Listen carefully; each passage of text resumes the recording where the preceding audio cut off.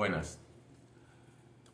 Como es de saber, dentro de las situaciones que se han venido plasmando al respecto sobre el tema de las normas internacionales, las famosas NIF, vamos a hablar al respecto sobre la NIF 17, que es la de propiedad, planta y equipo, y la NIF 16, que viene siendo las propiedades de inversión. El tema de las propiedades, planta y equipo tiene unas connotaciones bastante importantes al respecto sobre el tema. Y es que nosotros debemos de tener en cuenta ciertos criterios que las normas internacionales manejan al respecto, cosas que no se manejaban anteriormente con la contabilidad local. La que estaba regulada más que todo con los decretos 2649 y en su momento el decreto 2650, que era el que regulaba el Plan Único de Cuentas. Esas normatividades fueron prácticamente, digamos así, derogadas por las normas internacionales que son implementadas a partir del 2015. En la parte de propiedad, planta y equipo hay unas situaciones muy complejas en la cual nosotros vamos a abordar a través de un ejemplo y se va a tratar de explicar la temática del famoso concepto del deterioro, concepto que no se manejaba anteriormente antes de las normas internacionales con las normas locales que se manejaban en ese tiempo. Como la implementación empezó a partir de 2015, a partir de ese momento las normas internacionales se tienen que aplicar con las respectivas políticas contables. Es muy importante tener claro, y siempre hago énfasis, que las políticas contables no son montadas ni manejadas por el contador. Es más que todo el manejo de la administración. La administración es la que tiene que brindar este tipo de información en la cual nosotros los contadores vamos a plasmar cómo se viene llevando la empresa cabalmente y cómo se viene desarrollando cada uno de los procesos que de una u otra forma hacen parte del estereotipo o del manejo que se viene dando de la respectiva empresa. Por eso, cuando mencionamos al respecto el tipo de empresa, es muy importante tu contador conocer a qué se dedica la empresa, cuáles son los desarrollos en la parte de producción, si la empresa se dedica a la parte de producción, si una empresa comercializadora o una empresa que presta servicio, qué tipo de servicio está prestando, cómo es el manejo, por ejemplo, del caso de la facturación, el cobro de esa misma y cuál es la ventaja que tú tienes que tener al desarrollo, por ejemplo, si tienes activos fijos, cuál es la metodología que tú estás adecuando o que vienes a instalar o a instaurar en cuanto al tema de la depreciación. Por eso yo hago énfasis en algo. Este tema del deterioro, que es un concepto nuevo que se viene dando en las normas internacionales, tomó o prácticamente indujo a que la contabilidad actualmente se le sumara un concepto más por encima de la depreciación. La depreciación no ha desaparecido, la depreciación se sigue manejando, pero aparte de la depreciación se le suma un concepto nuevo que es el deterioro. El deterioro se da no solamente en propiedad, planta y equipo, también se da en carteras, se da en inventarios, se da en las propiedades de inversión, etcétera, etcétera. Pero como el ejemplo que nosotros vamos a desarrollar va relacionado con propiedad, planta y equipo y propiedad de inversión, tenemos necesariamente que tocar el tema del deterioro. Es de ahí el grado de importancia de esta temática o de este tema en cuanto al manejo de el valor que se tiene que dar con la medición posterior. Recordemos que hay una medición inicial y hay una medición posterior. El tema de la medición inicial, créame que no es prácticamente el dolor de cabeza en este ítem o en esta, digamos, en esta cuenta que se maneja en el estado de situación financiera, sino es la medición posterior. En la medición posterior, dependiendo de los cálculos que tú vayas a hacer, o que vayas a desarrollar, tienes que calcular el deterioro. Y el deterioro tiene unas connotaciones completamente diferentes. En el ejemplo que vamos a tratar de plasmar o que vamos a tratar de explicar, se va a tratar de mostrar o de ilustrar cómo es ese manejo del deterioro y cuál es el proceso y cómo se calcula. Por otro lado, muchas veces a los contadores, y lo pongo como en práctica, cuando estábamos en la universidad, a nosotros hubo una materia que a muchos no les gustaron o no les llamó la atención o creíamos que en ese momento era materia de relleno o materia que prácticamente no tenía nada que ver con la parte contable y era matemáticas financieras. Hoy por hoy, las normas internacionales tienen un grado de importancia para el efecto de determinar la medición posterior en el caso de propiedad, planta y equipo y propiedad de inversión. En el manejo del deterioro tenemos que aplicar matemática financiera. Ese famoso concepto de llevar los valores a valor futuro y traerlos a valor presente, de una u otra forma, y el manejo de las herramientas tecnológicas que nosotros tenemos, fuera de una calculadora financiera también está el Excel.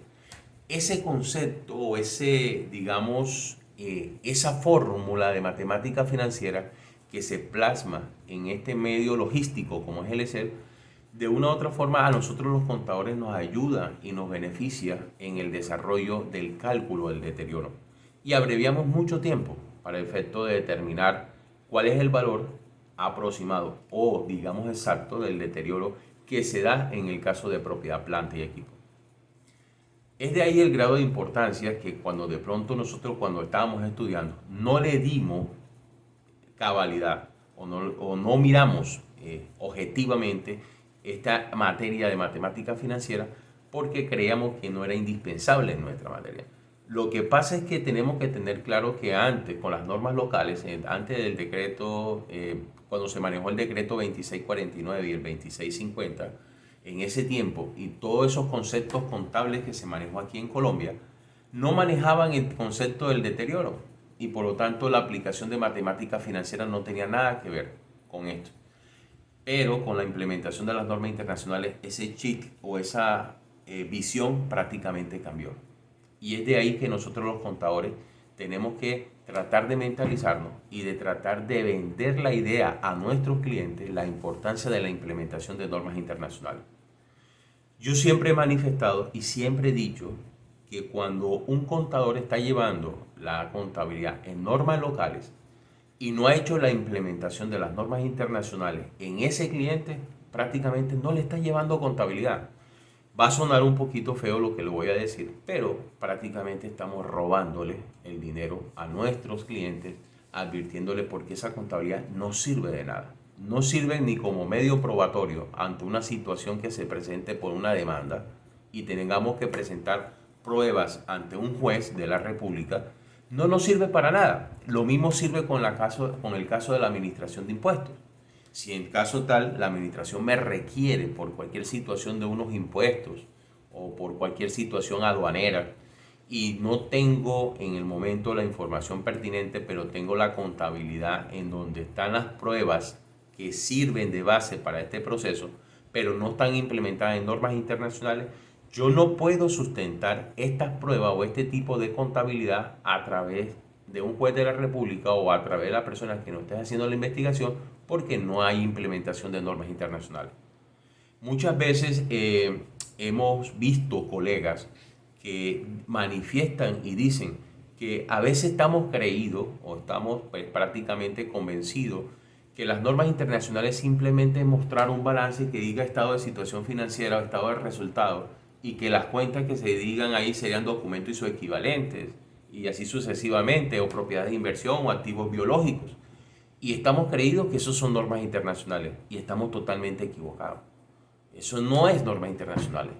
Es muy importante la implementación de las políticas contables y eso tiene que quedar plasmado en documentos donde nos sirve a nosotros para cualquier situación o la persona que esté llevando la contabilidad en ese momento tiene que ceñirse y seguirse con las políticas contables que están previamente establecidas. Por eso los contadores, en su gran mayoría, hoy por hoy, me he encontrado con muchas empresas que no tienen implementadas las políticas y no tienen implementadas las normas internacionales. Y ojo con esto, aquí se va a presentar una situación bastante particular porque en estos días hubo una maratón de contadores y se ha visto conversatorios de colegas y personas expertas del tema de normas internacionales. Se le ha preguntado que si una empresa no hizo la implementación en el 2015, puede hacer la implementación ahorita en el 2020 o 2021 o el 2019, o puede tomar como base de datos las declaraciones de renta para efecto de manejar los saldos fiscales, manejarlos como si fueran saldos contables. Y las respuestas de los expertos han sido que no. La implementación tiene que hacerse en el 2015. Entonces, yo a veces les digo a los colegas, vea, si usted tiene hoy 2021 y no la hizo en el 2015, tiene prácticamente 5 años sin implementar normas internacionales. Y usted sabe la cantidad de ajustes que habría que hacer durante esos 5 años, y cuando usted vaya a cobrar, prácticamente lo que usted cobre o sus honorarios no van a recompensar el tiempo que usted va a invertir para este tipo de trabajo. Entonces, mi recomendación siempre que le digo a los colegas, y ojalá, pues ya han pasado bastante tiempo, tiren calculadora, tiren números, qué implicaciones tiene tirar o hacer una contabilidad 5 años atrasada en normas internacionales. Si usted es el contador y en ese momento usted estaba manejando la empresa o la contabilidad en ese momento, y que de una u otra forma usted tiene culpa en esta situación, tiene que asumir la situación que se le está presentando en este momento. Pero si usted está llegando, está montando su contabilidad, está apenas llegando, se está empapando del tema, y encontramos que la contabilidad se venía llevando anteriormente sin normas internacionales, pues yo diría que en este caso usted tiene que, no suena como un término bastante porque usted no puede exigir, pero sí tiene que poner como condición que tiene que hacerse la implementación y hacerle la salvedad al cliente al respecto, porque usted como contador no puede, si es revisor fiscal, dictaminar o firmar estados financieros que no estén acorde con las normas internacionales y que todavía se estén llevando con las normas locales. Por eso, cuando te manejamos el concepto de propiedad, planta y equipo, que es una cuenta de suma importancia respecto sobre el tema del deterioro, estos cálculos tienen que estar previamente establecidos dentro de las políticas contables. En el presente ejercicio, en el presente ejemplo que voy a tratar de desarrollar, espero que sea de toda su entera satisfacción y que podamos de una u otra forma desarrollar en la temática que nos sirve de apoyo y nos sirve de ayuda para el trabajo que vamos a tratar de explicar en estos momentos. Pasamos entonces a explicar el ejemplo y vamos a tratar de desarrollarlo en un ejemplo muy práctico con cada uno de los pasos que se tienen que desarrollar, poniendo como ejemplo una empresa que ya tiene prácticamente 3 años y que adquirió un bien inmueble. Vamos a desarrollar el ejemplo a continuación.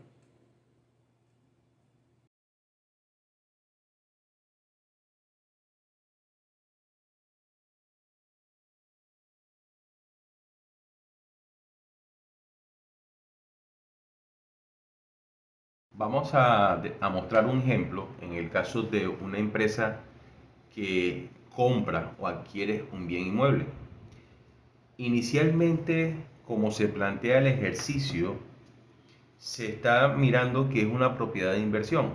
Recordemos que las propiedades de inversión tienen unas características completamente diferentes a la propiedad planta y equipo. Una de las características que debemos de tener claro es que las propiedades de inversión o se arriendan o generan plusvalía. En el caso que estamos planteando en el presente ejemplo, podemos observar que hay un arrendamiento y se adquiere un bien inmueble. Dentro de las propiedades de inversión hay una connotación que también es de suma importancia, que solamente prevalecen los bienes inmuebles y los terrenos. Los bienes muebles no hacen parte de la propiedad de inversión en las normas internacionales. Mientras que propiedad, planta y equipo están los terrenos, los activos fijos, propiedad, planta y equipo normalmente, o los bienes inmuebles, y está también lo concerniente a lo que es los bienes muebles. Entonces, primera característica, estamos enfocándonos como una propiedad de inversión. La propiedad de inversión o son arrendadas o generan plusvalía. Y en el caso cuando son arrendadas, como en el caso del ejemplo que estamos desarrollando, podemos ver que la adquisición de ese bien inmueble fue en el año 2018, el 1 de enero. y que el valor de la adquisición nos está planteando el ejercicio es de 200 millones de pesos. Se pudo estimar a través de unos estudios técnicos que la vida útil de ese bien inmueble es de 60 años y que por lo tanto el valor que se tiene por parte del terreno es del 20% del valor con que se adquirió. Muchos se preguntan, ¿y este valor del terreno o este porcentaje cómo se calcula o cómo se estima? Hay unos estudios o unos peritos técnicos, por así decirlo, que hacen una evaluación y miran de que dentro de toda la infraestructura de propiedad, planta y equipo o del bien inmueble, en este caso, ¿cuánto es el porcentaje que equivale a la construcción y cuánto es el porcentaje que equivale al terreno? Y ojo con esto, voy a hacer un paréntesis. Las normas internacionales cambiaron una visión completamente diferente a cómo se venía manejando anteriormente la norma local. En la norma local, el bien o el bien inmueble que tú adquirías, el valor que sea, ahí iba implícitamente el valor del terreno y de la construcción. En normas internacionales no te permite manejar este tipo de situación como se manejaba anteriormente. ¿Y qué es lo que te dice las normas internacionales? Usted me tiene que separar los valores correspondientes a lo que es el terreno y a lo que es la construcción. Entonces, hay que contratar unos peritos expertos al respecto sobre el tema o simplemente personas que tienen conocimiento de cómo determinar a través de un peritazgo cuánto es el porcentaje que equivale a la construcción y cuánto es el porcentaje que equivale a lo que es el terreno. Y se determinó en el presente ejemplo que el valor total de los 200 millones de pesos, el 20% está estimado para efectos del terreno. O sea que el 80% corresponde a construcción. Otro valor que nos dan es un impuesto del 3% que se considera como unos impuestos no reembolsables. Y por otro lado nos dan otro tipo de información que hay un arrendamiento y que ese canon de arrendamiento tiene un valor de 12 millones de pesos mensual, con un incremento del 5% por cada año.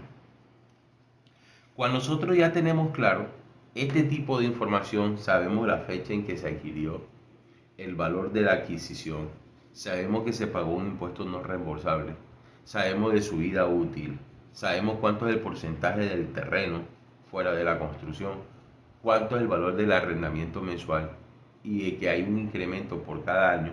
Ya con esa información nosotros podemos desarrollar los cálculos pertinentes a lo que concierne a cómo se determina la depreciación y cómo se va a determinar el deterioro y cómo es eso de la medición inicial y cómo es eso de la medición posterior. Entonces, el paso siguiente es desarrollar lo que es la medición inicial. Y en la medición inicial podemos observar primero lo siguiente.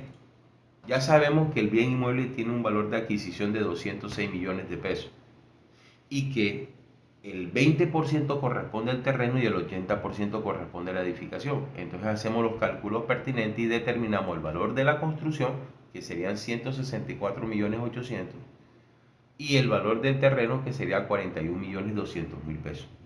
Entonces ya tenemos separados los valores para efecto del cálculo que se hizo a través del porcentaje que se estableció. Procedemos a hacer la contabilización. En la contabilización es simplemente ya de su conocimiento registrar en el débito o en el debe las cuentas de propiedad, planta y equipo, o perdón, en este caso sería una propiedad de inversión por terreno y edificación contra una contrapartida de una salida en efectivo y su equivalente en este caso, o cabe la posibilidad que la adquisición de ese bien inmueble fue producto de un crédito y entonces se tendría que registrar una cuenta por pagar. Esto es simplemente un asiento sencillo para efecto de poder ilustrar y que tener claro de que cuando se determina cuánto es el porcentaje del terreno, eso se tiene que plasmar en los asientos contables. En la medición posterior hay unas connotaciones completamente diferentes. ¿Y cuáles son? Lo primero que tenemos que tener claro es lo siguiente. En la medición posterior hay unos cálculos que nosotros debemos de tener, primero, conocimiento. Segundo, saber cómo aplicar o cuándo se aplica. Y tercero, tener claridad respecto de este cálculo no va a conllevar a lo que es el concepto del deterioro. Entonces, basándonos en ese criterio, tenemos que tener claro de que en la medición posterior hay un concepto del valor razonable. Y teniendo este ejemplo, vamos a desarrollar primeramente lo que es el valor razonable en la medición posterior. En estos momentos estamos hablando de la medición posterior, pero mire que tenemos que hacer algo y énfasis en cuanto a lo que es la norma. En la medición inicial hay unos costos que tienen que tener consideración y que son atribuibles a las normas internacionales. Y me gustaría hacer un poquito de referencia respecto sobre eso. Por eso vamos a mostrar un momentico un PDF en donde nos ilustra al respecto de cuál es el numeral que está dentro del módulo 17 de propiedad, planta y equipo, cuál es el módulo que corresponde, o perdón, cuál es el numeral que está dentro de ese módulo que corresponde a los costos de la medición inicial. Y vamos a mostrarlo para poder visualizar y tener claridad respecto sobre el tema. Vamos a detenernos en este numeral 17.9 y el 17.10. Y esta medición en el momento del reconocimiento es la medición inicial, que nosotros tenemos que tener claridad respecto cuando tú adquieres el bien, en este caso en el ejemplo sería un bien inmueble. Y vemos que el 17.9 te dice una entidad medirá una partida de propiedad, planta y equipo por su costo en el momento del reconocimiento inicial. Ojo esto, por su costo en el momento del reconocimiento inicial. ¿Cuál es el valor del costo? El precio de adquisición. ¿Y cuánto es el valor de adquisición según el ejemplo que estamos desarrollando? 200 millones de pesos. Pero hay unos componentes de ese costo que se le tienen que adicionar y el 17.10 a través de sus literales A, B y C, si no me equivoco, nos muestra cuáles son esos componentes que se le adicionan al costo de la maquinaria o del bien inmueble. En este caso sería un bien inmueble. ¿Cuáles son los costos? Vemos que en este caso hablamos de los honorarios, hablamos de los costos de intermediación, los aranceles de importación cuando se trae una maquinaria o un bien mueble fuera de Colombia, los impuestos no recuperables. Entonces, mira que teniendo claridad que cada uno de esos valores, lo que hace que al momento de hacer la medición inicial se le suman al costo que está reconocido en el literal o en el numeral 17.9. Entonces, por ejemplo, si se pagan unos honorarios, en el caso, por ejemplo, del bien inmueble, y por el trámite legal que se tiene que hacer ante una notaría, elevar la escritura pública, hacer el registro de instrumentos públicos y todo lo demás, entonces estos procesos acarrean unos costos de unos honorarios de unos abogados. Esos pagos de los honorarios de los abogados se le suman al costo de los 200 millones de pesos. Pero mira que el ejercicio no nos plantea nada de honorarios, ni nos hablan de unos costos de intermediación, una persona que de pronto fue intermediaria en este proceso y que se ganó una comisión. Esa comisión o esa intermediación se le suman al costo de adquisición inicial. Miren que ahí más adelante nos hablan de unos impuestos no recuperables y el ejercicio nos plantea unos impuestos no recuperables de 6 millones de pesos, que corresponde al 3% de los 200 millones de pesos. Entonces, ese impuesto no recuperable se le suma al costo inicial o al costo del reconocimiento, de la medición del reconocimiento, como lo establecen las normas internacionales. Vamos a bajar un poquito más. En el literal B, mira que nos muestra los costos que están directamente atribuibles a la ubicación del activo en el lugar y las condiciones necesarias para que pueda operar de forma prevista por la gerencia. Estos costos pueden incluir los costos de preparación y de emplazamiento, los costos de entrega y manipulación inicial, lo de instalación y montaje y lo de comprobación de que el activo funciona adecuadamente. Palabra más o palabra menos, lo que implique, por ejemplo, ubicar, si yo estoy importando una maquinaria y pago unos aranceles, se le suman, pero esa maquinaria llega al puerto y resulta y pasa de que la maquinaria se tiene que trasladarse a la ciudad de Bogotá. El traslado de esa maquinaria de Santa Marta, suponiendo que estamos en Santa Marta o en Cartagena o en el puerto de Buenaventura hacia la ciudad de Bogotá, el traslado de ese flete se le tiene que sumar al valor o el costo de adquisición inicial. de una u otra forma, si se necesitan unos técnicos para que me implementen o me monten esa maquinaria en la empresa a la cual yo estoy asesorando, esas personas que yo traje para que me hicieran ese tipo de asesoría, de instalación y montaje de esa maquinaria, se tienen que sumar al costo de adquisición inicial. Entonces miren que la perspectiva que se maneja en este caso es completamente diferente a como se manejaban anteriormente en las normas locales. Las normas locales, cuando ocurrían esta situación del flete, el pago de los abogados, los honorarios, en el caso, por ejemplo, de la persona que se necesita para hacer la instalación de la maquinaria y todo lo demás y la pueda poner en funcionamiento, todos esos pagos o esos gastos o esos costos se tenían que contabilizar como su nombre lo dice. Si son costos, se contabilizaban como unos costos, y si son unos gastos, se contabilizaban como unos gastos. En ninguna parte se consideraba que se tenía que llevar como mayor valor del activo. En las normas internacionales sí te establecen que esos costos o esos gastos se le tienen que sumar al costo inicial cuando tú adquiriste la propiedad, planta y equipo o el bien inmueble, o en el caso de un bien mueble.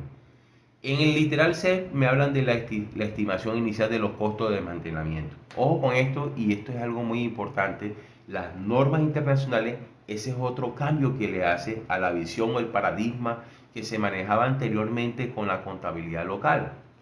El tener tú una infraestructura que tenías que montar y que tarde o temprano se tenía que desmantelar, o sea, desarmar completamente al cabo de un tiempo.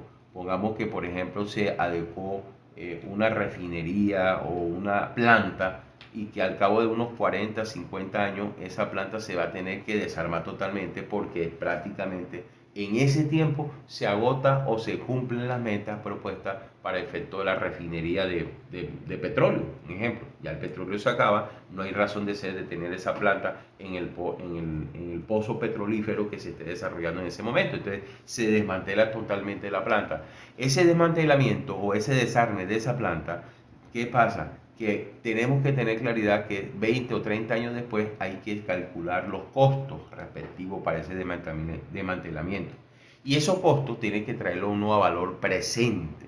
Ese valor presente de esos costos que implica desmantelar o desarmar esa planta en 30 años y traerlo a valor presente, se le tienen que sumar al costo inicial. En este caso, suponiendo que estamos hablando acá de los 200 millones de pesos, claro que estamos hablando de una propiedad, planta y equipo, pero suponiendo que hubiese sido una planta o que de una u otra forma esa planta está dentro, inmersa dentro de una propiedad, planta y equipo, el desmantelamiento de esa planta implica que se le tiene que sumar. Cuando se trae de valor futuro a valor presente, ese valor se tiene que sumar al costo inicial. Entonces, miren cómo cambia la perspectiva completamente de las normas internacionales a cómo se venía manejando anteriormente. Entonces, cuando ya tenemos claridad respecto sobre esto o esta temática, entonces vamos a tratar de abordar el ejercicio otra vez. Cuando ya yo tengo claridad respecto a cómo se hace la medición inicial, entonces pasamos a lo que es la medición posterior. En la medición posterior simplemente tenemos que tener claridad respecto sobre el cálculo del valor razonable y de una u otra forma de un cálculo posterior que se hace a través de un peritaje. Ese cálculo o valor razonable lo estamos asumiendo que se hizo a través de un peritaje, y que a 31 de diciembre del 2018 el perito me determinó que ese bien inmueble estaba costando, o según el evalúo técnico del perito, vale 220 millones de pesos. Vamos a hacer un paréntesis. Cuando hablamos de la medición posterior, en el caso del valor revaluado, se hace a través de dos situaciones completamente diferentes. Una, la que estamos observando a través de un peritaje, ¿sí? Y la otra es simplemente traer los flujos de ingresos a valor presente. Eso ya es un tema de matemática financiera y que lo vamos a tratar de explicar o abordar en este ejercicio. En este caso, en el ejemplo que nosotros estamos planteando, estamos observando que dentro de los dos tipos de evaluaciones, el del valor presente, de los flujos o de los costos y gastos, traerlos a valor presente, o de un peritaje, estamos asumiendo que este caso sería un peritaje. Y el peritaje me determina, vuelvo y repito, que el valor que se adquirió inicialmente, el 1 de enero del 2018 al 31 de diciembre del 2018, ya son 220 millones de pesos. ¿Qué pasa? Que hay un incremento de cuando se adquirió el 1 de enero a 31 de diciembre, hay un incremento. Pasó de 206 millones de pesos a 220 millones de pesos. Ese incremento, ¿cuánto fue? 14 millones de pesos.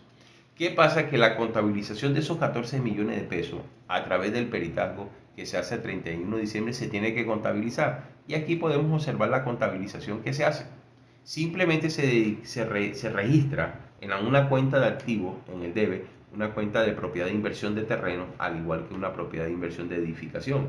Y usted dice, ¿y esos valores cómo se determinan de los 2.800.000 y los 11.200.000? Recuerden que a través de un avalúo técnico, el avalúo determinó que la construcción está en un 80% del 100% y el 20% corresponde al terreno. Entonces, en este caso, de los 14 millones de pesos, el 20%, que son 2.800.000, como lo vemos acá en este momento, corresponde al terreno, y el 80% de esos 14 millones de pesos corresponde a la edificación. Se hace una simple contabilización al débito en la cuenta de propiedad de inversión terreno y propiedad de inversión de edificación contra una partida que se considera como un ingreso por cambio de la valorización o del valor razonable por el incremento. En todo caso se considera un ingreso como contrapartida. Por eso se registra en la columna del haber. Aquí tenemos que tener claridad también otra situación. Se puede presentar, ojo con esto, de que se cumpla lo establecido en la NIF 16 de propiedad de inversión en el en el numeral 16.4. Ese numeral me establece, ojo con esto, estas son palabras mías, no son palabras que están establecidas en la norma, es de que si la medición no es fiable a la que se hace para efecto de los cálculos de la medición posterior y vemos que no es fiable, hombre, la norma te dice, no me manejes este bien inmueble como una propiedad de inversión y simplemente no te complique la vida, manéjalo como una propiedad, planta y equipo. Ojo con esto, estas son palabras mías. Vamos a tratar de buscar cómo dice en verdad la norma al respecto sobre eso para poder visualizar, pero el concepto o el manejo o la interpretación que yo le doy a esto que les voy a mostrar es eso. Si la medición posterior no es fiable a cómo se debe de manejar en las propiedades de inversión, simplemente no lo manejes como propiedad de inversión, sino lo manejas como una propiedad, planta y equipo. Hay que hacer una observación al respecto sobre esto. Y lo otro que también quiero hacer una observación, cuando ya sabemos que en este caso el ejemplo se está manejando por un peritazgo, hay muchas personas que me han hecho preguntas respecto sobre esta situación y me dicen que si ese peritazgo se tiene que hacer todos los años. En la práctica es prácticamente, no decir imposible, pero no es práctico, valga la redundancia, que en la práctica se esté haciendo unos peritazgos todos los años. Normalmente esos peritazgos se hacen cada 5, 6 años, cada 7 años, dependiendo del manejo o que las políticas que están previamente establecidas en las políticas contables de NIF, que están establecidas en la empresa. Entonces eso tiene que quedar completamente en las políticas. En las políticas se establece que cada 7, 8, 9 o 10 años, cada 5 años, se establece un peritazgo para poder determinar cuánto es el valor a 31 de diciembre de cada uno de los respectivos años del cierre que se esté haciendo en ese momento.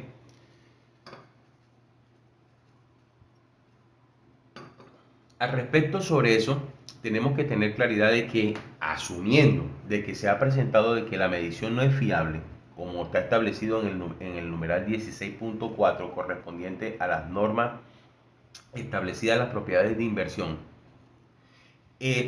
voy a mostrar en el PDF, voy a manejar la propiedad de inversión 16.4. Aquí observamos que en el 16.4, mira que dice de manera muy textual, en las propiedades de uso mixto se separará entre propiedades de inversión y propiedades de planta y equipos. O sea, si una empresa por X motivo tiene unos activos fijos, una propiedad, planta y equipo, un bien inmueble, hablemos así, bien inmueble, pero de los dos bienes inmuebles, uno tiene características de propiedad de inversión, o sea, está arrendado o genera plusvalía, y el otro no, sino que para uso administrativo de la empresa, porque esa es la connotación o ese es el enfoque que se le da a los activos fijos, entonces simplemente separen la contabilidad lo que es propiedad de inversión y lo que es propiedad, planta y equipo. Eso es lo que te está queriendo decir en esta lectura. Sin embargo, dice la misma norma, el valor razonable del componente de propiedad de inversión no se puede medir con fiabilidad sin costo de esfuerzos desproporcionados. Se contabilizará, ojo eso, la propiedad en su totalidad como propiedad de planta y equipos de acuerdo con la sección 17. Por eso era que yo manifesté o dije esto con mis palabras. La norma te dice, hombre, si no se puede medir con fiabilidad, no te complique la vida, no lo manejes como propiedad de inversión, manéjalo como propiedad, planta y equipo.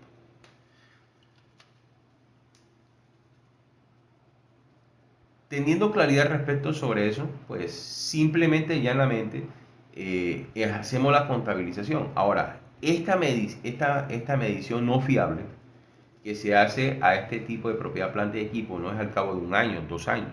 Al momento que tú adquieres el equipo, tú puedes determinar si la medición posterior no es fiable hacerla como se tiene que hacer en las propiedades de inversión. Entonces, si no es fiable, pues manejarlo como una propiedad, planta y equipo. Entonces, por eso se determina que el asiento que se manejaría para efecto de la contabilización de esa propiedad, planta y equipo inicialmente sería como el que está plasmando o se está viendo en estos momentos en la pantalla. Aquí sencillamente y llanamente simplemente se cambió los nombres. Activo no como propiedad de inversión, sino como propiedad, planta y equipo, pero es el mismo terreno. Activo de propiedad, planta y equipo de edificación contra una partida de efectivo y su equivalente, asumiendo que el pago fue en efectivo, porque pudo haber sido a crédito, entonces se registraría como una cuenta por pagar. Ahora, el valor del terreno y el valor de la edificación se sigue manejando con las mismas políticas que están establecidas, en donde se determinó que el 80% corresponde a la edificación y el 20% corresponde al terreno. Entonces, palabra más o palabra menos, de los 206 millones de pesos ya sabemos que el 20% corresponde a terreno y el 80% corresponde a la edificación. Pasamos a hacer el cálculo de la depreciación acumulada y dentro de los tres componentes de depreciación que se maneja para efecto de la contabilidad, asumimos que está el método lineal y simplemente es determinar el valor que tiene la propiedad, planta y equipo de edificación, no el terreno, ojo, porque tenemos que tener claro que el terreno no se deprecia.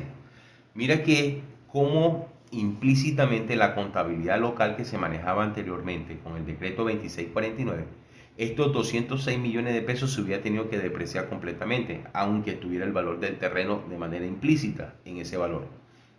Con las normas locales se manejaba así, pero con las normas internacionales la diferencia es que ya no se maneja y hay que diferenciar entre lo que es el terreno y lo que es la edificación.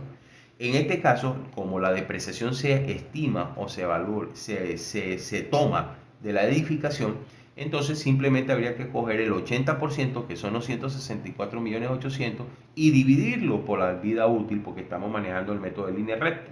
Y eso no determina la depreciación anual, que sería en este caso 2.746.666.67. Este valor de la depreciación se hace una contabilización sencilla, gasto de depreciación, edificación, contra depreciación acumulada de edificios. Y ya, no pare de contar. ¿Qué pasa? Ahora viene el tema del deterioro. Y aquí es donde yo voy a hacer énfasis en algo.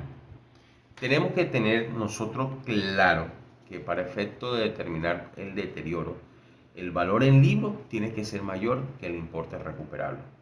¿Y qué es eso de importe recuperable? Porque cuando ocurre esto, cuando el valor en libro es mayor que el importe recuperable, hay deterioro. Si es lo contrario, no hay deterioro. Voy a mostrar una diapositiva para efecto de poder hacer una mejor ilustración. Y vemos acá el deterioro de un valor, cómo se determina. Y mire que la diapositiva me está mostrando, tú coges los costos del libro y los comparas con el importe recuperable. En este caso, como se estaba manifestando, cuando el valor o el costo del libro es mayor que el importe recuperable, entonces hay deterioro.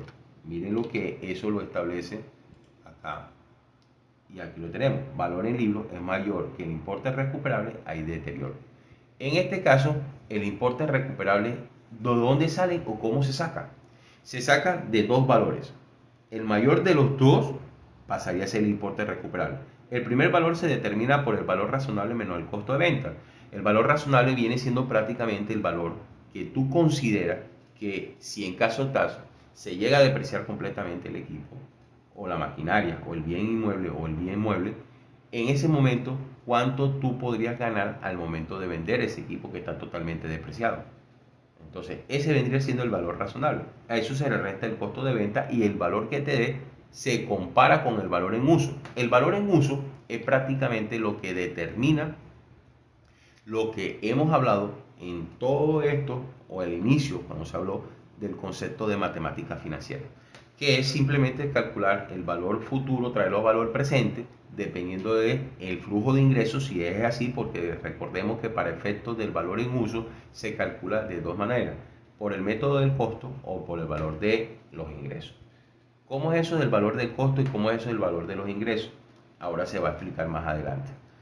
Teniendo claridad cuál es el mayor de los dos, ese pasaría a ser el importe recuperable. Y el importe recuperable se compara con el costo en libros. Y el costo en libros, pues ya sabemos, si es el valor, el importe recuperable es mayor que el costo en libros, no hay deterioro. Pero si es lo contrario, el costo en libros es mayor que el importe recuperable, ahí sí hay deterioro. Cuando hablamos del valor en uso, estamos determinando que hay dos tipos de cálculos que se tienen que hacer. Uno por el enfoque del costo y otro por el enfoque del ingreso. El enfoque del ingreso es prácticamente si en este caso, como tenemos la propiedad de inversión que genera unos canos de arrendamiento mensual, esos canos de arrendamiento mensual al momento de hacer el cálculo del deterioro se tiene que hacer por el enfoque del ingreso, porque esta propiedad de inversión está generando unos ingresos. En el caso de que, por ejemplo, de una propiedad, planta y equipo, que no maneja este tipo de situaciones porque no hay arrendamiento, entonces el deterioro se determina por el enfoque del costo. Entonces, ese es para que podamos nosotros determinar, de decir cuándo aplica uno y cuándo aplica el otro. Entonces, ese valor razonable, que es el valor en uso, o no tratemos de confundir el valor razonable cuando se le resta el costo de venta, sino estamos hablando del valor en uso. Ese valor de uso tiene dos tipos de cálculos, uno por el enfoque del costo y otro por el enfoque del ingreso, repito. El enfoque del costo aplica cuando no se determina flujo de ingresos, no hay flujo de caja, no hay canon de arrendamiento. Pero cuando hay canon de arrendamiento dentro del proyecto como tal, entonces en este caso se manejaría por el enfoque del ingreso. Más que todo el enfoque de ingreso va enfocado a la parte de propiedades de inversión. En el caso del enfoque del costo va enfocado a la parte de propiedad, planta y equipo, para que tengamos claridad respecto sobre eso. Entonces, ya sea el uno o sea el otro, se maneja por traer los flujos de caja a través del tiempo, traerlos a valor presente, o en el caso del costo de adquisición del equipo más las adiciones y todo lo demás, y por la vida útil y la depreciación, traerlos también a valor presente. En la fórmula, para que podamos tener claridad en el Excel, se maneja con unas fórmulas completamente diferentes. El del enfoque de ingresos se maneja por el valor presente neto, BPN, y en el caso del enfoque de costo se maneja por el valor actual, BA. Entonces, cuando usted vaya a manejar el Excel, simplemente diseña o verifica cuál es. Si se enfoca por el enfoque del costo, ya sabemos que es BA. Si es por el enfoque del ingreso, se maneja por el BPN, valor presente neto. Entonces, esas fórmulas están previamente establecidas en el Excel. El ejercicio se plantea, pues paradójicamente se presentan varias situaciones, y eso es lo que vamos a ver en estos momentos. Vemos que, y podemos observar, que el ejercicio maneja, pues, lo que se había explicado anteriormente, un canon de arrendamiento anual, y que hay un incremento del 5% por cada año. Entonces, en este caso, asumiendo de que no se está manejando bajo la óptica de una propiedad de inversión, ¿sí? Porque el ejercicio nos planteó así. Inicialmente se empezó con una propiedad de inversión, pero pasó a ser una propiedad, planta y equipo. Pero supongamos de que se está manejando como una propiedad de inversión. Hay un canon de arrendamiento. Y ese canon de arrendamiento genera unos ingresos todos los años. Y ustedes me dirán, profe, pero es que en la propiedad, planta y equipo, ese canon de arrendamiento no se da si se cumple lo que está estipulado en el 16.4, que es de propiedad de inversión. ¿Y qué decía el 16.4? Recordemos que si la medición no es fiable, no se maneja como propiedad de inversión, sino se maneja como propiedad, planta y equipo. Por lo tanto, el cálculo del BPN no solamente aplica para propiedades de inversión cuando se manejan los arrendamientos, sino también cabe la posibilidad que se tiene que aplicar para las propiedades, planta y equipo cuando ocurre este evento. ¿Y cuál es el evento o cuál es la eventualidad? Que la medición no sea fiable en las propiedades de inversión. Entonces, automáticamente la persona o el contador tiene que direccionar este tipo de registro y todas sus transacciones como una propiedad, planta y equipo. Pero miren que hay un arrendamiento. Entonces, como hay un arrendamiento, entonces el enfoque del ingreso se puede aplicar tanto para las propiedades de inversión como para las propiedades de planta y equipo. Ahí hago esa pequeña claridad.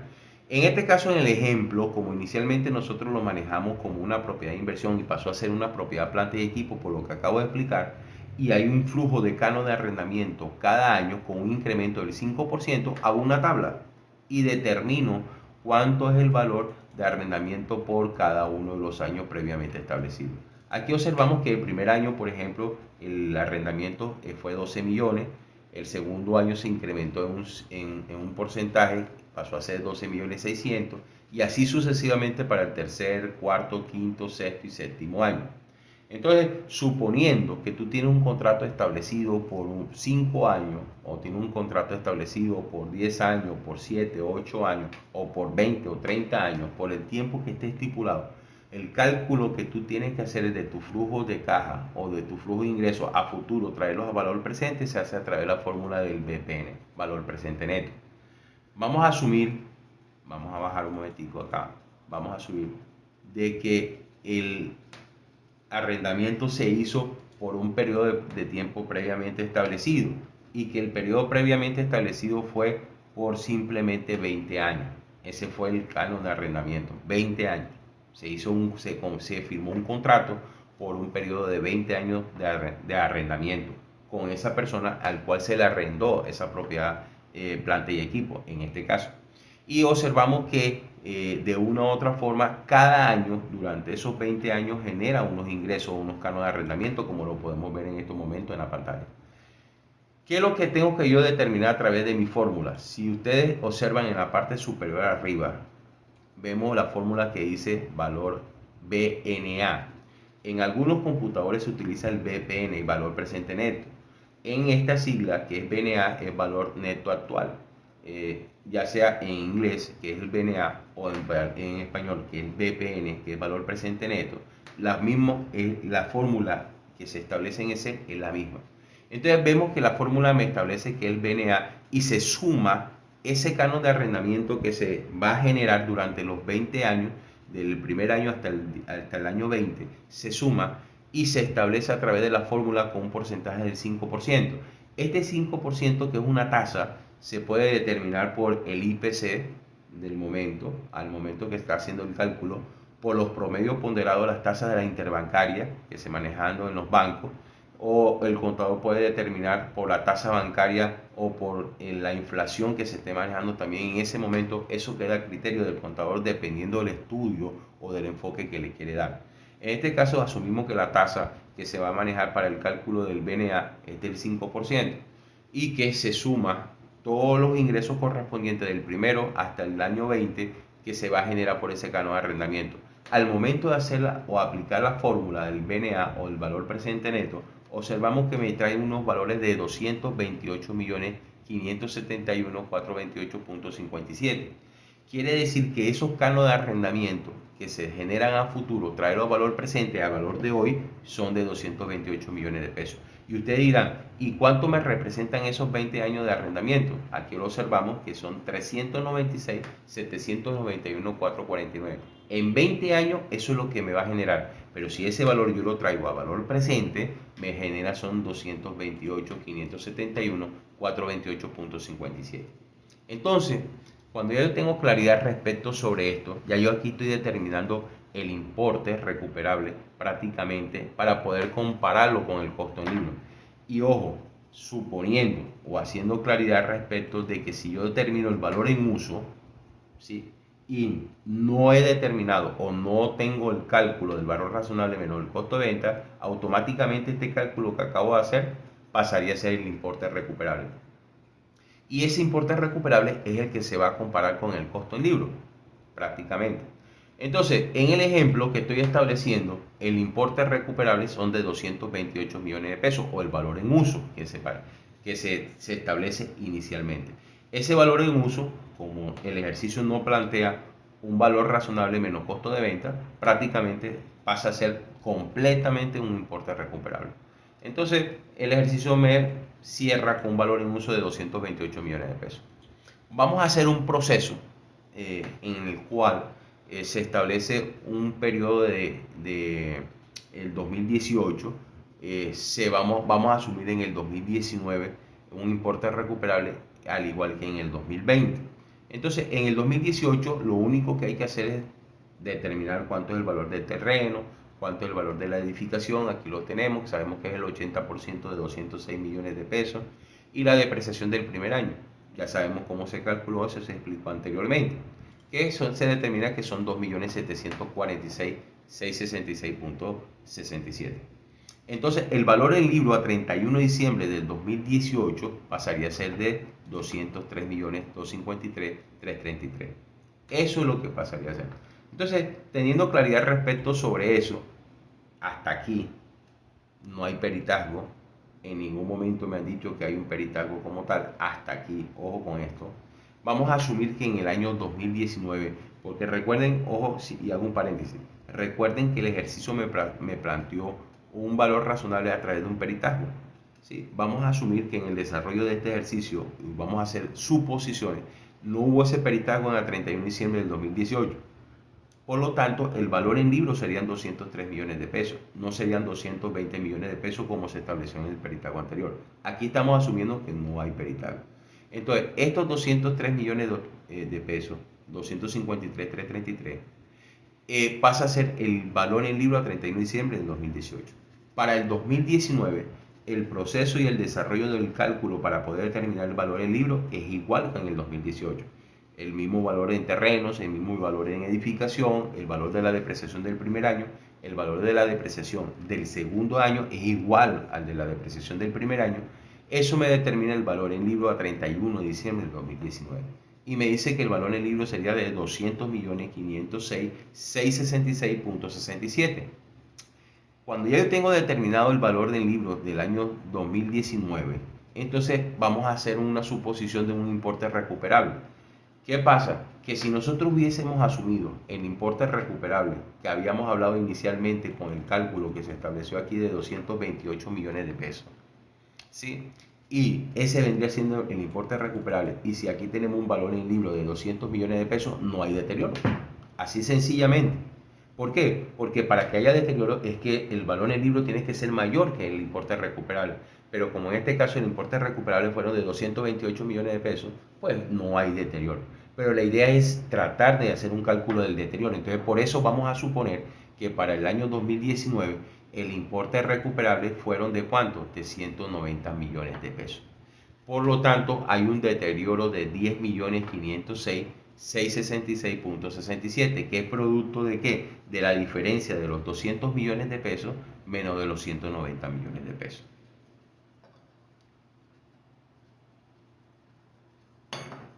Teniendo claridad respecto sobre eso, que ya sabemos que para el 2019, debido al importe recuperable que se determinó que fueron 190 millones de pesos, automáticamente hay un deterioro. Entonces el valor en libro vendría siendo 190 millones de pesos. Por lo tanto, como ese es el valor en libro que va a aparecer, hay una disminución. Y esa disminución se tiene que hacer por el valor de los 10.506.000. ¿Cómo se debe de contabilizar esa disminución? Simplemente se registra así de esta manera. Se registra un gasto por deterioro contra la disminución de la cuenta de propiedad, planta y equipo de terreno y la disminución de propiedad, planta y equipo de edificación. Los valores correspondientes de los 2.101.000 y de los 8.405.000 sale previamente por los porcentajes que ya se determinó anteriormente. Sabemos que el terreno son el 20% y el 80% corresponde a la edificación. Entonces, de esos 10 millones de pesos o 10.506.000 se determina el 20% y se determina el 80%. Y los valores correspondientes a cada uno de esos valores o esos porcentajes son los que está aquí ilustrándose en este momento. Observamos que la disminución por edificación fueron de 8.405.000 y del terreno fueron de 2.101.000. La depreciación pues se hace normal, igual, se calcula igual, se divide entre 60 del valor que tenemos nosotros inicialmente, que son de ¿cuánto? De 164.800.000. Entonces, ¿qué pasa? Y ustedes dirán, pero espérense un momentico, pero es que el terreno, la edificación no disminuyó de 164.800 menos estos 8.405.000. Sí, pero es que la depreciación, el cambio de depreciación, y eso es lo que voy a explicar más adelante, se empezaría a hacer a partir del 1 de enero del 2020. En el 2019, a cierre del 31 de diciembre del 2019, la depreciación se calcula con el valor sin la disminución. Entonces, vamos a mirar qué pasa en el 2020. En el 2020 observamos lo siguiente. Hacemos una suposición de que ya el importe recuperable para el 2020 pasaría a ser de 220 millones de pesos. Entonces, ¿qué pasa? Que como el importe recuperable es de 220 millones de pesos, tenemos que hacer los cálculos correspondientes igual a como se venía haciendo anteriormente. Y sabemos que propiedad, planta y equipo terrenos viene siendo el mismo valor que se hizo inicialmente. La propiedad, planta y edificación igual se le resta la depreciación del primer año, del segundo. Pero miren que la depreciación del tercer año cambia. Por lo que yo expliqué anteriormente, porque el valor de la edificación pasó a 190 millones de pesos y como hubo una disminución, esa disminución se refleja en la base de depreciación. ¿Qué es eso de la base de depreciación? Y eso es lo que voy a explicar acá. La nueva base de depreciación prácticamente viene siendo lo siguiente. Si el costo de la edificación inicialmente era de 164 millones 800, a eso se le resta la depreciación del año 1, la depreciación del año 2 y se le resta el deterioro correspondiente el 2019 de la edificación. Eso me da la nueva base de depreciación que sería de 150.901.333.33. Esa base de edificación es la que se va a tomar como marco de referencia para la depreciación que se va a hacer de aquí en adelante. Pero resulta y pasa de que la depreciación se divide este valor de los 150 entre 58. ¿Por qué 58? Recordemos que la vida útil de la propiedad, planta y equipo fueron ¿cuántos? 60 años. Pero como ya hay depreciado 2 años, a esos 60 se le restan esos 2 años. Por eso la base de depreciación para este tercer año no se divide entre 60, sino se divide entre 58 porque ya hubo 2 años de depreciación. Y vemos que nos da 2.601.000. Ese es el valor correspondiente que se resta acá en este momento para el tercer año de depreciación. Pasamos automáticamente a restar el valor del deterioro de terrenos y el valor del deterioro de edificación y automáticamente me da el valor en libro a 31 de diciembre del 2020. Pero ¿qué pasa? Que ese valor en libro se compara con el importe recuperable y estamos haciendo una suposición que el importe recuperable fueron de 220 millones de pesos. Entonces, aquí no hay deterioro. Recuerden que el valor en libro es menor que el importe recuperable. Hay deterioro cuando el valor en libro es mayor que el importe recuperable. Como en este caso el importe recuperable es de 220 millones de pesos y es mayor que el valor en libro, no hay deterioro, sino simplemente prácticamente se valorizó la propiedad, planta y equipo. Entonces, ¿qué es lo que se tiene que hacer inmediatamente en ese momento? Hombre, simplemente hacer un pequeño análisis.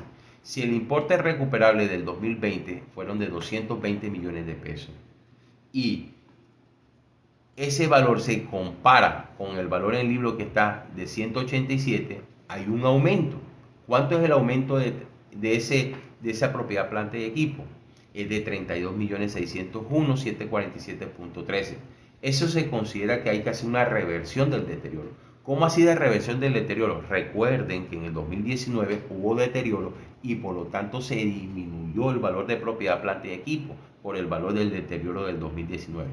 Pero en el 2020 ocurre lo contrario, no hay deterioro, se valoriza el equipo dado que el importe recuperable es mayor que el valor en libro que se está determinando a 31 de diciembre del 2020.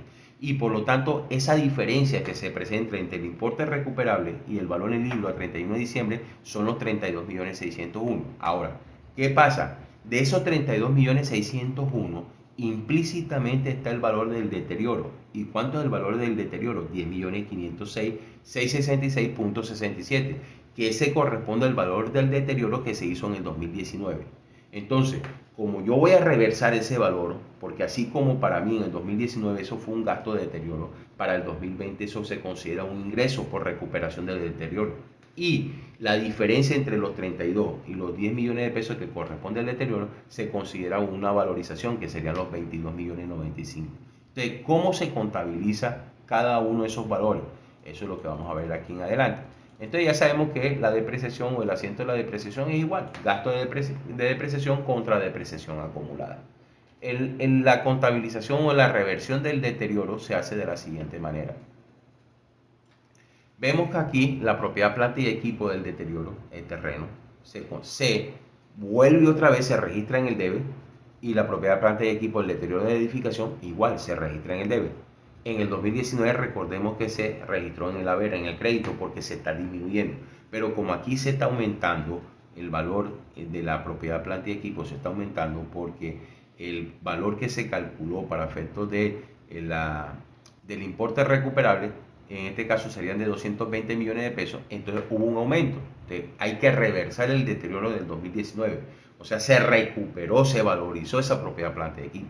Como esa propiedad planta y equipo se valorizó, entonces automáticamente ese aumento se contabiliza de la siguiente manera. Se reversa el asiento que tú hiciste en el 2019 como un gasto, ahora se contabiliza como un ingreso por reversión del deterioro. Y la diferencia, que son los 22 millones de pesos, corresponde a la valorización de la propiedad planta y equipo. ¿Cómo se contabiliza esa valorización? Simplemente se registra propiedad planta y equipo, el valor de terreno y de edificación de esa valorización.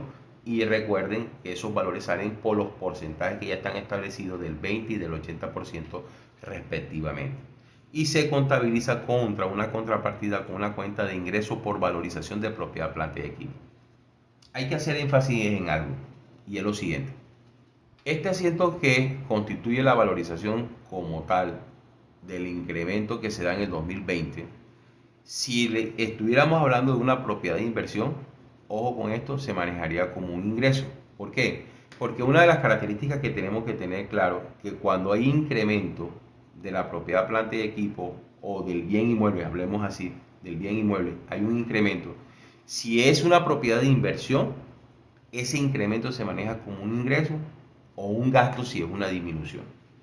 Pero si en caso tal es una propiedad planta de equipo, se maneja como una valorización. Y eso se maneja en una cuenta de patrimonio que se llama superávit por revalorización de bien inmueble o de activo fijo. Entonces, esa cuenta de superávit por revalorización es una cuenta de patrimonio. Y esa cuenta es la que se afecta en caso tal que se maneje como una propiedad planta de equipo. Repito, una diferencia que se presenta entre las propiedades de inversión y las propiedades de planta y equipo cuando hay valorización del bien inmueble es que en el caso de la propiedad de inversión, ese incremento o esa disminución afecta la cuenta del resultado. O sea, que si aumenta, se considera un ingreso por valorización. Y si disminuye, se considera como un gasto por desvalorización. Ahora, en el caso de propiedad, planta y equipo, ese aumento o esa disminución simplemente afecta una cuenta de patrimonio que se llama revalorización de propiedad, planta y equipo, o se conoce normalmente como superávit por revalorización. ¿Qué pasa? Hay que hacer énfasis a esto que como este ejemplo se está manejando como propiedad, planta y equipo, entonces la cuenta que iría aquí sería superávit por revalorización, y esa es la que se manejaría en este caso, que es una cuenta de patrimonio. En el caso, por ejemplo, de los métodos de depreciación, recordemos que para efecto de las normas internacionales se manejan tres tipos de métodos de depreciación. Uno, el método lineal; otro, el método de los saldos decrecientes; y el otro, del método del uso, que normalmente se conoce como o va amarrado a la parte de la producción. En el caso del método de la reducción de saldo decreciente, se maneja con una fórmula. La fórmula es la que está previamente establecida y que ustedes están viendo en estos momentos. Esta fórmula prácticamente se calcula una tasa, y esa tasa de depreciación se calcula es 1 menos el valor recuperable dividido entre el costo del activo al n periodo. Entonces, después que tú determines esa tasa hay que determinar el gasto de depreciación. ¿Y cómo se determina? Cogiendo el costo del activo y multiplicándolo por esa tasa. Vamos a suponer un ejemplo. Supongamos que se compró una maquinaria de 20 por un valor de 20 millones y la vida útil de 5 años, y el valor recuperable de 2 millones de pesos. La entidad decidió de una u otra manera utilizar el método de depreciación de saldo decrecientes. Entonces determinó la tasa. ¿Cómo determino la tasa? Cojo el valor recuperable, que son los 2 millones de pesos, lo divido entre el costo del activo, que son los 20 millones de pesos, y al valor que está ahí se lo resto a uno menos a ese valor, y eso lo llevo a los 5 años de vida útil, a la enésima potencia de los 5 años de la vida útil, y me da una tasa de 0.3690. Esa tasa la tengo que multiplicar por el costo del activo, que son los 20 millones de pesos, para que me dé el valor de la depreciación por año, y sería 7.380.853. Eso se puede hacer aquí también en el Excel. Prácticamente tú tienes los valores correspondientes al costo del activo, el valor recuperable, la vida útil, que son 5 años, y simplemente hace la fórmula. Miren que voy a hacer énfasis al respecto sobre esta fórmula, y esto es muy importante tenerlo claro. Si observamos acá en la fórmula, en la parte superior, en la parte de arriba, hay como especie una B invertida. Esta B invertida le indica al Excel de que hay una expresión elevada a una potencia. Eso es lo que quiere decir esa B invertida. Y la fórmula que está previamente establecida, miren que el valor de la enésima potencia a n años está cerrado entre paréntesis. Si no lo cerramos entre paréntesis, el Excel asume de que lo que está cerrado entre paréntesis, que es A164 dividido entre A161, si hace una fracción prácticamente algebraica, y no asume de que ese valor que está elevado a la enésima potencia no lo toma como marco de referencia para hacer el cálculo, y que lo sea del valor que está dentro del paréntesis. Palabra más o palabra menos, si no lo cierra entre paréntesis, al momento de hacer el cálculo, él lo que hace es que el valor que está entre paréntesis lo calcula, se lo resta al 1 y después lo eleva a la enésima potencia, el valor que se divide entre 1 y entre 5. Pero al encerrarlo entre paréntesis, el sistema automáticamente asume de que el valor que está inicialmente entre paréntesis, que es A164 entre A161, se tiene que amarrar a la expresión de la exponencial a 1 entre 5. Y el valor resultado entre esos dos paréntesis que están ahí es que se le resta al 1. Mientras tanto no.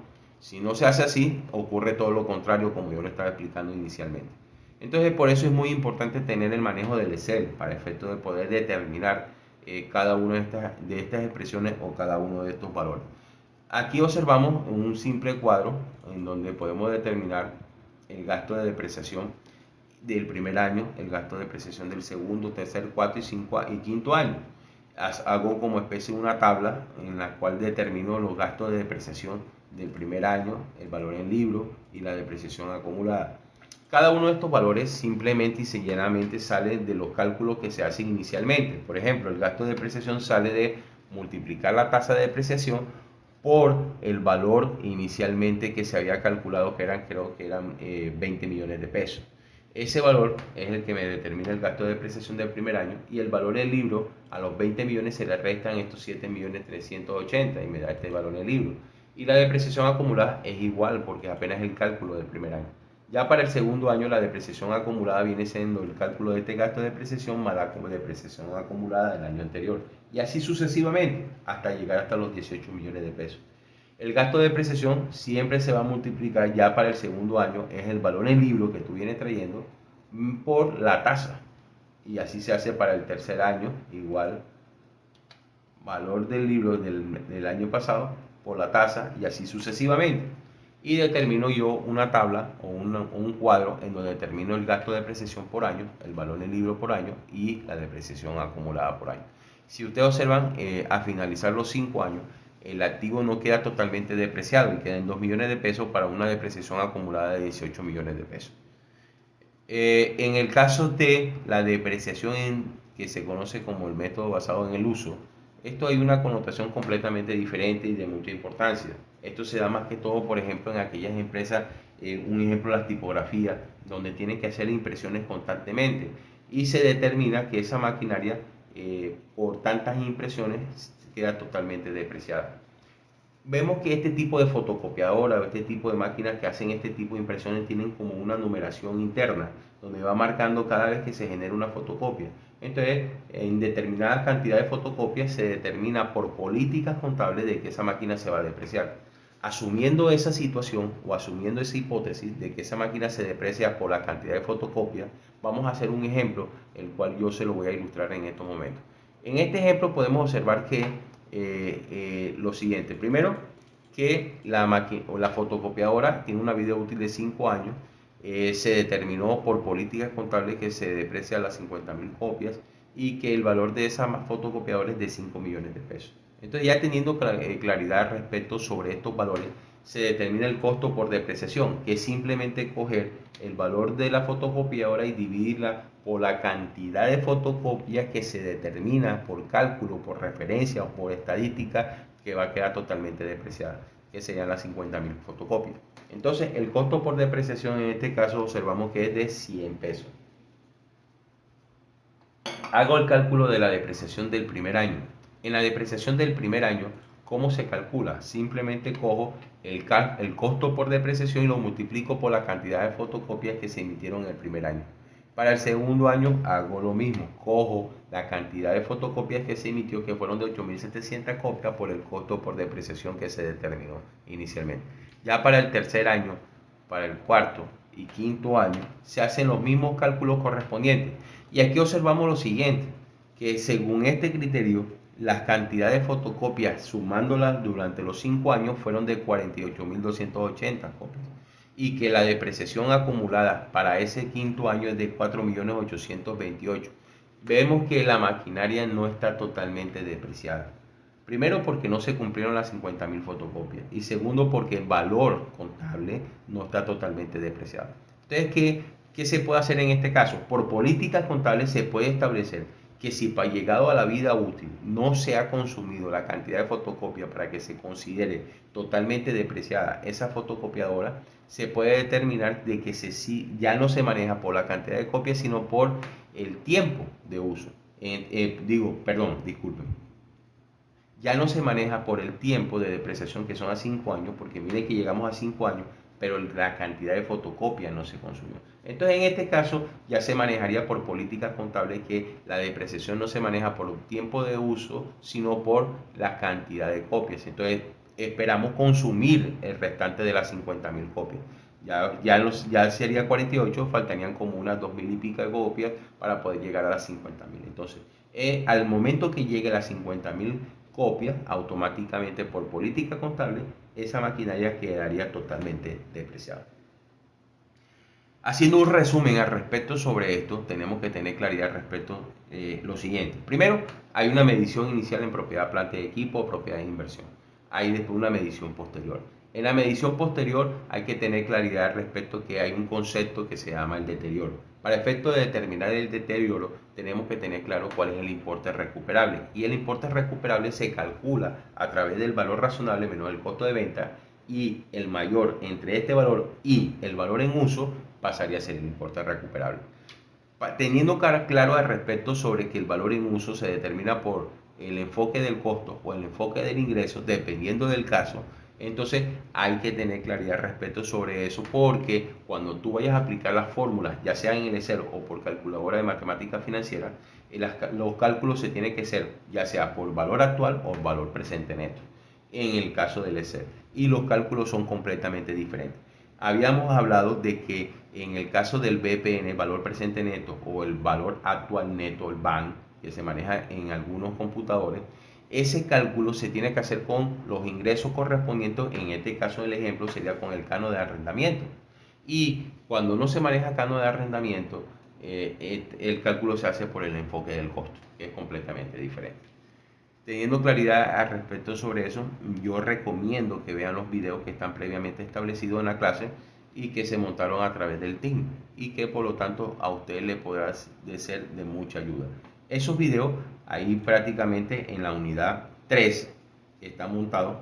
Vemos acá en este video que dice valor razonable 2, enfoque del costo y enfoque de ingreso, donde Miguel Ángel Laverde, que es el profesor que explica en ese momento, da una orientación muy clara y muy precisa de cómo se hacen los cálculos tanto por el enfoque del costo como el enfoque de ingreso. Recomiendo que esos videos sean de mucha ayuda para el efecto del entendimiento en la parte en lo concerniente sobre el valor del uso. ¿Y por qué? Porque recordemos que cuando nosotros explicamos esta partecita de acá, que es donde está la tabla, y llegamos a este valor de los 228 millones de pesos, esos 228 millones de pesos prácticamente se calculó con el valor presente neto. Entonces es de mucha importancia, pues, y tener claridad respecto sobre esto. Espero que esta explicación pues haya sido de mucha ayuda para ustedes y que haya sido de una gran orientación al respecto sobre el tema de propiedad, planta de equipo y propiedad de inversión en el tema de deterioro. Muchas gracias.